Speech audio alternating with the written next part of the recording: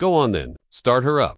The voice was slick with the kind of condescending amusement that only a young officer convinced of his own importance could muster. Captain Davis gestured with a dismissive flick of his wrist toward the A-10 Thunderbolt II. Its bulky, pugnacious form sat squat on the hot tarmac. Show us how it's done. Old-timer Roger Bentley, 82 years old, said nothing. He stood beside the aircraft's enormous front landing gear, his hand resting lightly on the cool rubber of the tire. The sun beat down on the flight line, making the air shimmer over the concrete. He wore a faded leather jacket, cracked and worn in the way that only decades of use can achieve. Despite the sweltering heat, a small crowd of young airmen, on break from their duties during the base's annual family day, had gathered. They exchanged uncertain glances, caught between the discomfort of witnessing a senior citizen being mocked and the ingrained reluctance to challenge a captain. Davis smirked, playing to his small audience. Come on now, you were telling my guys here all about the good old days. How you used to fly these things by the seat of your pants. Surely you remember how to flip a few switches. He pointed a manicured finger at the complex array of instruments visible through the A-10's bubble canopy. Or is all that newfangled glass a bit too much for you? Roger's eyes, the color of a faded sky, remained fixed on the aircraft. He wasn't looking at the cockpit. He was looking at the nose, just below the canopy, where the paint was slightly more weathered. He was looking at the massive 7-barreled maw of the GAU-8 Avenger cannon that defined the plane. A weapon he knew more intimately than he knew the faces of some of his own relatives. He could feel the familiar, bone-jarring vibration of it firing, a memory that lived not in his mind but in his bones. Captain, one of the younger airmen started, a hint of protest in his voice. Maybe we should just stay out of it. Airman, Davis snapped, not taking his eyes off Roger. The man wants to tell war stories. He should be able to back them up. What's the matter, Grandpa? Forget which key goes in the ignition. He chuckled at his own joke. A few of the others shifted their feet, the silence growing heavier than the humid air. The captain stepped closer, his shadow falling over Roger. He jabbed a thumb toward a worn patch on Roger's jacket, a crudely drawn scorpion in a circle of sand. What's that supposed to be? Your VFW bingo team. Roger's gaze finally shifted from the plane to the captain. He didn't look angry. He didn't look humiliated. He looked tired. He looked at the captain's polished boots, his crisply ironed flight suit, the silver bars on his collar that gleamed in the sun. He saw a man who wore a uniform but had no concept of what it could cost a man who saw legend in front of him and perceived only a nuisance. The auxiliary power unit requires a ground check before ignition sequence, Roger said, his voice a low gravelly rasp, not in response to the captain, but to the plane itself. Hydraulic pressure needs to be stable at 3,000 psi. You don't just turn a key. The technical accuracy of the statement seemed to momentarily throw Davis off balance. He recovered quickly, his smirk returning. Oh, we've got a real expert here. Look, sir, this is a restricted area. The aircraft is a static display for the event. I'm going to have to ask you to please step away and let my people get back to work. He changed his tone, adopting the loud, slow cadence of someone speaking to a child or a person they believe to be senile. This is a very expensive, very dangerous airplane. We can't have civilians climbing all over it. Roger's hand dropped from the tire. His posture didn't change, but a stillness settled over him, the kind of absolute calm that precedes a storm. He had been a guest of the base commander, invited to the family day as one of the wing's original pilots. He had wandered out to the flight line simply to be near the machine that had been his partner, his shield, and his weapon through the most harrowing days of his life. He hadn't spoken to anyone until Davis's young airman had approached him with genuine curiosity, asking about his jacket. It was Davis who had interrupted, his ego bristling at the sight of his subordinates giving their attention to a relic.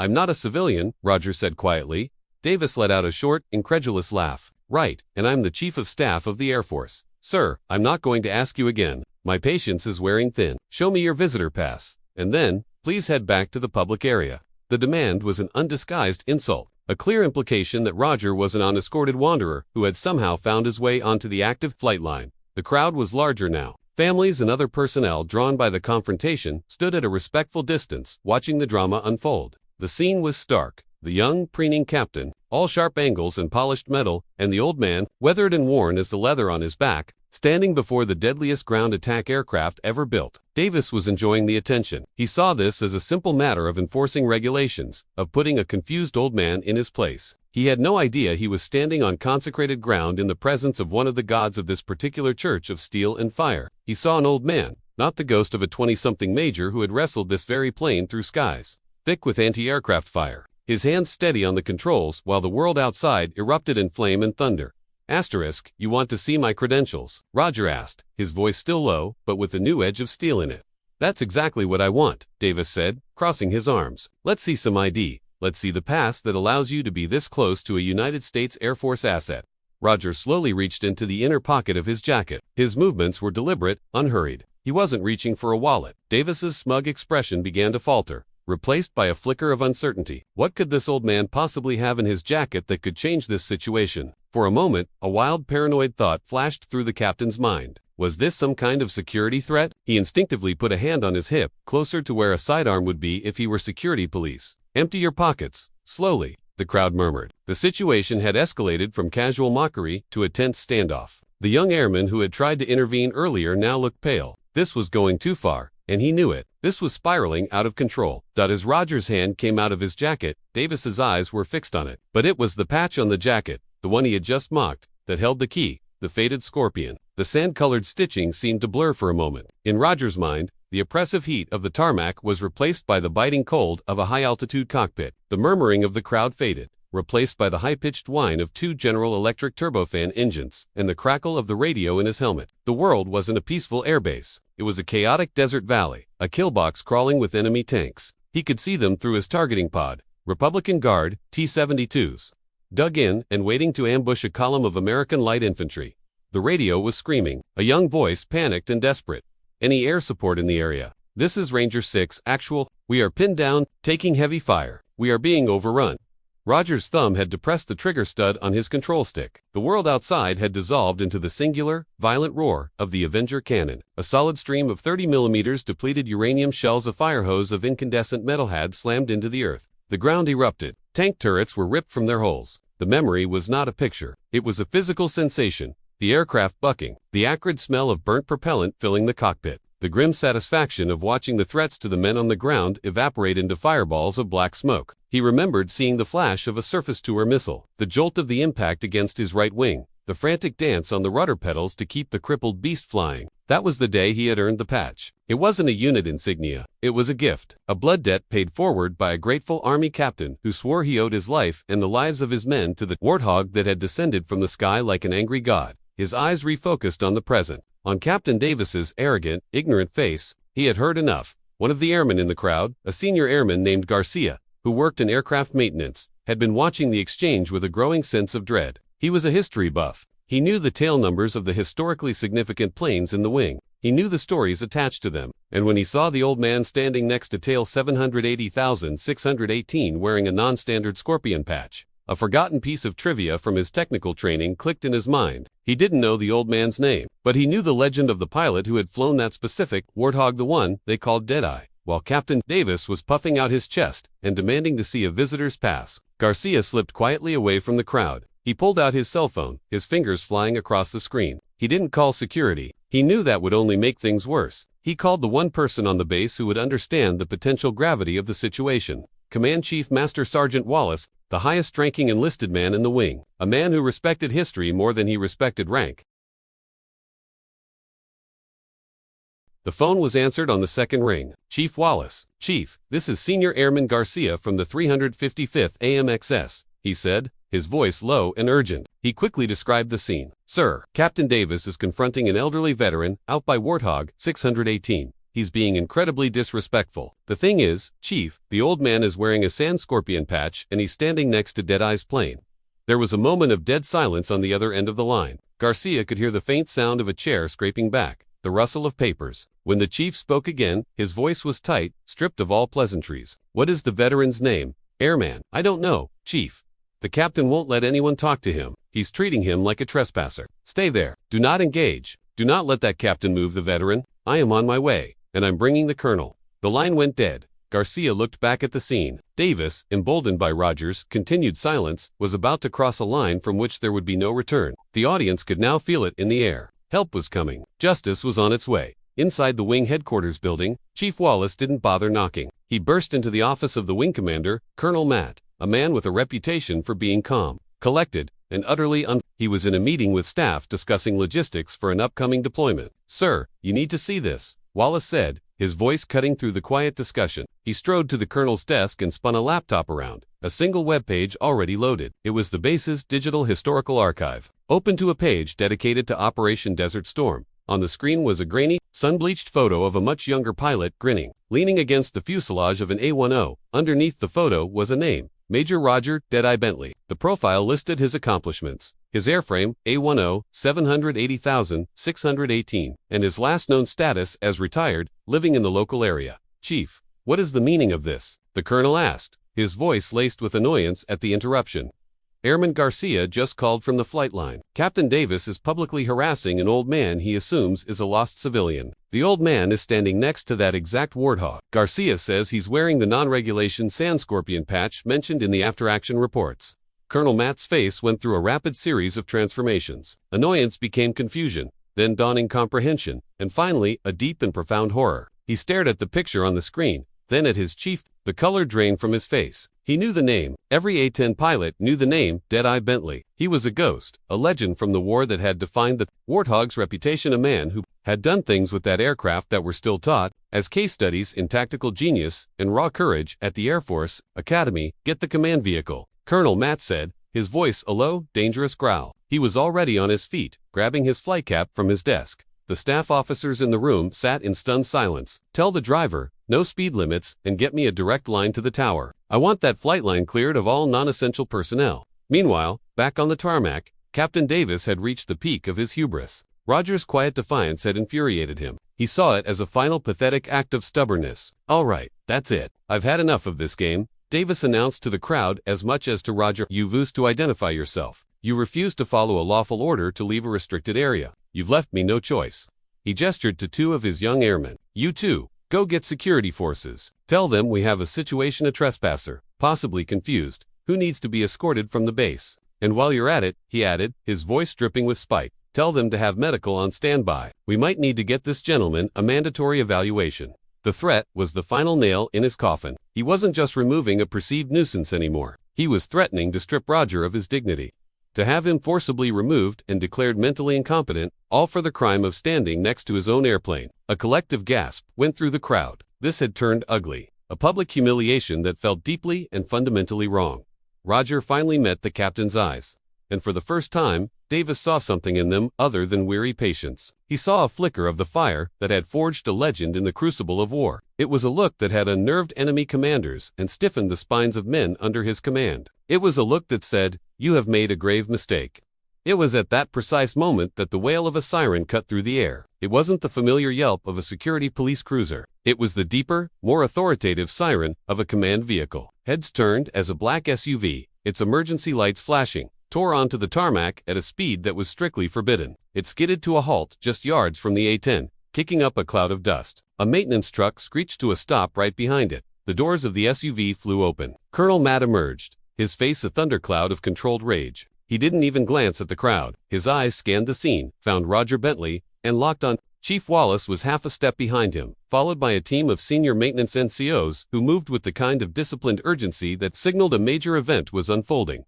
The crowd, which had been murmuring, fell into a dead, reverent silence. Captain Davis stared, his mouth slightly agape. He had called for the cops to remove an old man. Instead, the highest level of base leadership had arrived as if responding to a four-alarm fire. He couldn't process what was happening. Colonel Matt strode past Davis as if he were a piece of unimportant scenery. He didn't stop, didn't speak to him, didn't even acknowledge his existence. His entire focus was on the old man in the leather jacket. He marched directly to Roger, stopped precisely 3 feet in front of him, and drew himself to his full height. Then, in a move that sent a shockwave through the assembled airmen, Colonel Matt, the wing commander, a man who commanded thousands of personnel and a fleet of deadly aircraft, snapped to the most rigid, impeccable salute Captain Davis had ever witnessed. It was not the casual salute one officer gives another. It was a salute of profound, almost worshipful respect. "Mr. Bentley," the colonel's voice boomed across the silent tarmac, sharp and clear. "It is an honor to have you on my flight line, sir." Roger Bentley looked at the colonel, at the silver eagle on his collar, and gave a slow, tired nod of acknowledgement. The salute was held. Matt then dropped his salute and turned, his eyes finally landing on Captain Davis. The look he gave him was not one of anger, but of cold, weaponized disappointment. He then addressed the entire crowd, his voice carrying the full weight of his command. "For those of you who were not aware," he began, his voice resonating with power, "you are standing in the presence of Major Roger Bentley, United States Air Force, retired, though he would be too humble to ever tell you himself." He gestured to the A-10 behind Roger. "This is not just any Warthog. This is tail 780,618. This is his aircraft. Major Bentley, then known as Deadeye Bentley, flew this exact airframe for over 2,000 hours. Nearly half of those were in combat. A ripple of awe went through the crowd. The airmen who had been slouched in discomfort now stood ramrod straight, their eyes wide with disbelief and a dawning reverence. During Operation Desert Storm, the colonel continued, his voice rising. Major Bentley was credited with the confirmed destruction of 23 T-72 tanks, 16 armored personnel carriers, and over 30 artillery pieces, more enemy armor than any other single pilot in the theater of operations. He paused, letting the weight of that statement sink in. Then he pointed directly at the faded scorpion patch on Roger's jacket. And this patch, Captain Davis, is not from a bingo team. This patch was given to him by the commander of the 3rd Ranger Battalion. It was given to him after a mission where Major Bentley, flying this plane, single-handedly engaged and destroyed an entire enemy mechanized company that had ambushed and surrounded a platoon of Army Rangers. He saved every single one of them. He did so after taking a missile hit to his starboard engine. And he flew this bird back to base with half a wing on fire and hundreds of shrapnel holes in the fuselage. He refused to eject because he was worried the plane would crash into a civilian village.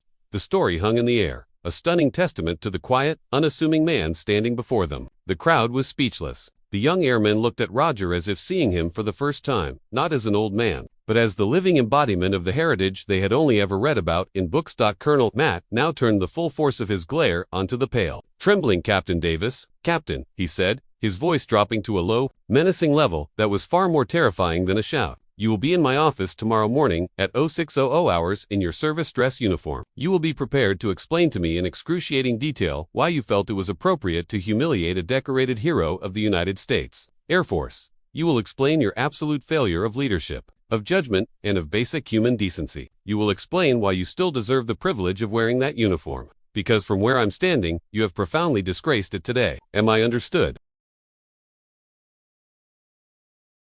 Yes, Colonel, Davis whispered, his voice barely audible. Matt turned back to Roger, his expression softening immediately. Sir, on behalf of the entire wing, I am deeply and profoundly sorry for the disrespect you were shown here today. Roger Bentley finally spoke, his voice calm and steady, carrying a wisdom that made everyone lean in to listen. He's young, Colonel. All he sees is the uniform, the rank, the rules of the present. He doesn't see the man who wore it a lifetime ago. He looks at this airplane and sees an old, obsolete machine. He doesn't see the history written on its skin, the souls it carried, or the lives it saved on the ground. He looked past the colonel, his gaze sweeping over the young airman. Respect isn't about saluting the man in front of you. It's about remembering the sacrifices of everyone who came before you. Without that memory, the uniform is just a costume.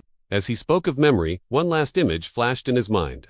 Sharp and clear, not of fire in combat, but of the quiet aftermath. He saw himself much younger, standing on the flight line in a Saudi Arabian desert base, next to his battered, smoking A-10.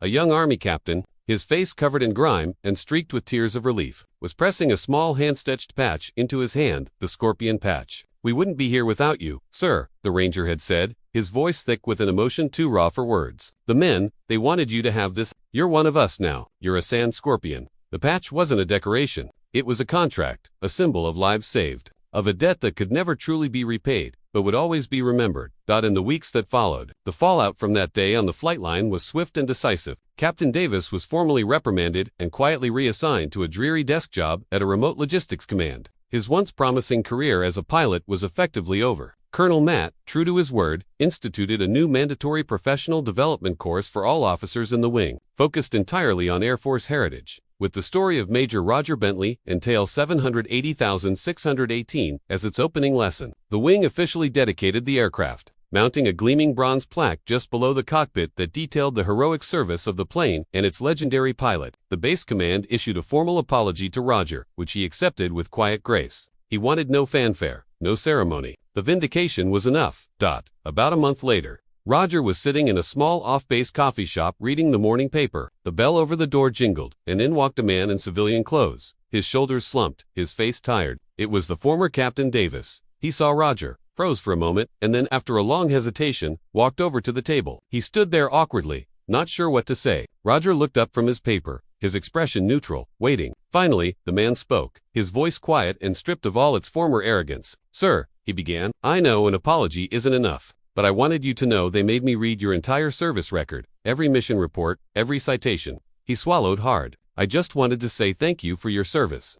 It wasn't the groveling apology Roger might have expected. It was something better. It was a statement of newfound understanding, of a lesson learned in the most painful way possible. Roger Bentley simply nodded once, a gesture of acknowledgement, of closure. He then went back to his paper, and the younger man, after a moment, turned and left. On the flight line, Airman Garcia would often take new mechanics out to tail 780,618. He'd point to the plaque, and then he'd point to the faded, almost invisible scorch marks, still visible on the right engine, if you caught the light just right, and he would tell them the story of the day. A living legend came back to visit his old warrior and reminded an entire base what true valor looks like.